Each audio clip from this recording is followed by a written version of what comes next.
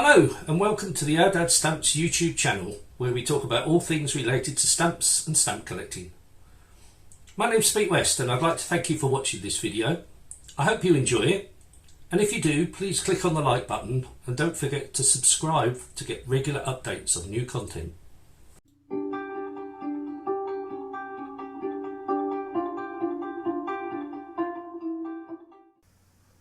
Well, hello again from Ourdadsstamps and welcome to another video. Today we're going to be talking about Jamaica's stamps, and I'm pleased to say that Sheila is joining us today, so welcome Sheila. Hello everybody. And Jamaica has a special meaning for you, doesn't it? It does, because my dad was born in Jamaica and he was a very avid stamp collector as a boy, and really your dad as well, been in the Navy. He was a great collector of stamps. So really that's why the podcast is called Ourdadsstamps. Yes, indeed. And your dad's collection is the reason why I've got such a big Jamaican collection of stamps, because it's not a country I would necessarily have thought of beforehand. However, the collection that we inherited from him contained a huge amount of stamps, so it started me off. Yeah, because his father was a great collector of stamps, and although it's a very, very small island, I think they enjoyed their stamps with all the colour and the birds and the flowers, so I think they produced some fantastic stamps. Yes, and there's some interesting stories as well, so we'll go into them. One thing though about our dad's stamps collections, they were very different. My dad collected one of everything, basically. He collected one stamp, he stuck it in the album, that was it. He then tried to find a different stamp. Whereas your dad's collection was lots of the same stamp in some cases, and he also had sheets of stamps and often letters and postcards and postal history. So it opened up a whole new idea about stamp collecting for me. So yeah, it's very useful. Like a lot of Commonwealth countries, Jamaica started using British stamps and just had a local postmark. And in Jamaica it was a little bit strange because the postmark for Jamaica was A01, but they also used A27 all the way up to A78 for all the different post offices in Jamaica. So you can find a whole range of British stamps with A followed by a number after them that would have been posted in Jamaica.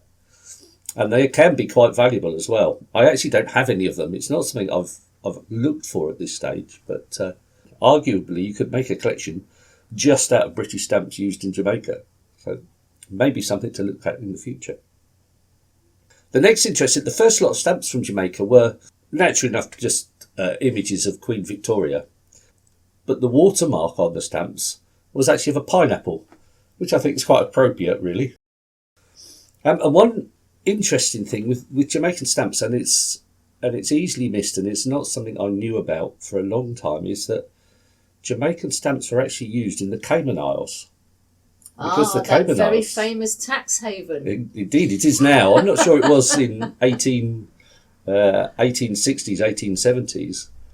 But yes, if you can find a Jamaican stamp with a Cayman Islands postmark on it, they're very valuable and well worth looking out for. And please let us know if you have one in your collection. I've been looking for a long time, but haven't found one yet. The first pictorial stamp in Jamaica, Britain took ages before they got a stamp with a picture on it. Britain just kept with an image of the king or the queen, whoever was on the throne at the time, and that's all they ever did. A lot of the Commonwealth countries used stamps to promote the country, to show the world how nice their country was. And Jamaica was the same as the others. In 1900, they produced a stamp of Llandovery Falls, which is in St Anne's Parish, I believe. And initially it was produced in just one colour, red. But then a year later they printed it in black and red. Nothing particularly special about the stamp, and it's not particularly valuable, but it's interesting that early that they produced a pictorial stamp. It's interesting they've picked those falls, because when you talk to people about Jamaica, most people are talking about the Duns River Falls in Ourdadsstamps. So even I don't know about Llandovery Falls. Yes, yeah, And I that's did where try. my family came from, was that parish. So it's interesting they've picked such a niche. Maybe it was just the most picturesque, I don't know. Yeah, I tried to find out some information about why they chose it, but there doesn't seem any particular reason other than that they had an image of those falls that they could use, I think. So, yes, it's maybe an odd choice, but it certainly brought attention anyway to the water and the beauty of Jamaica. Another interesting thing about their stamps is when Edward VII came to the throne after Victoria died in 1901, Jamaica didn't produce any stamps with Edward VII's image on it, which was quite unusual. All the Commonwealth countries, and Britain as well, immediately produced a stamp with the image of Edward VII. But Jamaica chose to issue a new set of stamps with the Jamaican coat of arms on the front. I don't know whether it was a conscious decision to snub the royalty They were being of a Britain. rebel. They were being a rebel in those days, or whether it was just an oversight. But they actually got around to it in 1911, after Edward VII died. They then produced a stamp with his image on it, which does seem a bit of a strange thing to do. And it was only one. It was a tuppenny grey, one stamp with Edward VII's image, and that was it. And then George V came to the throne, so they used his stamps instead. Yeah, very interesting. And again, I tried to find out whether it was a conscious decision. Yeah, maybe it's something to do with cost. Maybe they just had huge stocks of the original stamps and thought, no, we'll use those up first. And it took that long for those stamps to actually go through the system. Yeah, but as I said, they produced. did actually produce. They did have the opportunity to produce Edward VII stamp, but chose to do another set instead. So, yeah, odd decision, but interesting one. The most expensive stamp, shall we say, of Jamaica is an error on a set that came out in 1919. The 1 shilling stamp was printed in orange. It's a picture, or it's an image of the statue of Queen Victoria in Kingston. And it's an orange stamp. But when you first look at it, it looks like it's just an orange stamp. But it's actually made up of 2 colour oranges. The centre bit is one orange, and the vignette, the bit around the outside, is a slightly different shade of orange, but you wouldn't notice it. Consequently, when one was printed with the centre image upside down, nobody really noticed it for a while. It wasn't until March 1922 that the sheet was actually discovered, and in a post office called Manchester. I have no idea where that is. The GPO at Kingston have confirmed that only half the sheet would have been sent to Manchester. The majority of these 30 stamps would probably have been used on telegrams, as the village was an active centre for the purchase and shipping of bananas. So a lot of the postally used examples are actually used on telegrams, but there is no way of telling the difference because the franking was the same. No exact number is known of how many exist, but it's thought there is only between 10 and 20 of this stamp in existence. They are worth about £40,000 now, so it'd be quite nice to get hold of one, but I very much doubt I will. There's an interesting thing with this stamp. I've actually got an old catalogue for Jamaican stamps, and the catalogue is dated 2010. And the value of this stamp in 2010 was £30,000, and now it's £40,000. So if you invested in that stamp, it hasn't done too bad a return. I don't know how that compares with the stocks markets, but it does show that you can make money on stamps occasionally.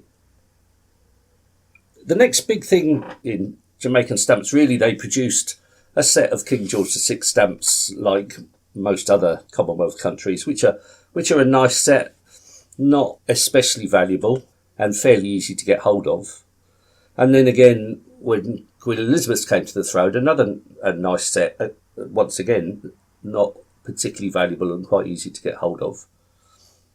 But in 1962, they gained independence and used those Queen Elizabeth stamps overprinted with independence and the date on them for a while before producing their own set. But that independent set was actually the last set of stamps to have a monarch's picture on them. So, following on from their decision not to have an Edward VII stamps, from 1962 onwards, they haven't produced any stamps with a British monarch on it, which is unusual. I mean, it does happen with other countries, but it's unusual that they chose to go their own way. So, an interesting point. One nice set of stamps was produced in 1964 to celebrate Miss Jamaica becoming Miss World the year before. Carol Joan Crawford, and there's a set of 3 stamps that were produced, but obviously your dad was fond of this set because he had several sets, part sheets of sets, and several first day covers of that set. So she was obviously just gorgeous. Obviously was, otherwise she wouldn't have won Miss World. One thing I'd like to share with everybody, which maybe is not actually a Jamaican stamp, but it's something that I came across in your dad's collection. And it's a postcard sent to your grandfather, I believe, in Jamaica, from Petrograd in 1915. So this is a card just saying, thank you for your card. So obviously one had been sent to Russia and hoping we'd meet up again. Just like a courtesy card. But what fascinates me is that it was sent from the middle of Russia in 1915 during the height of the First World War. And I cannot imagine what route that took to get to Jamaica. There's no clues on it at all. The postmark, as I said, is Petrograd, which appears to have been posted on the 22nd of January 1915. However, the date on the back of the envelope, written by the sender, appears to be the 22nd of February 1915. However, as I said, it was posted in January 1915 with 2 Petrograd postmarks on the front. There's a purple postmark on the front that says A4 or AU, which presumably is some sort of censorship. As I said, this was posted during the war, so... But then there's nothing on it until it arrives in Kingston, Jamaica, on March the 2nd, 1915. So it took a month and a half to get there. But I'm fascinated by the route it would have taken. Would it have gone across Europe and then out to America? Would it have gone round the other way? Yeah, interesting.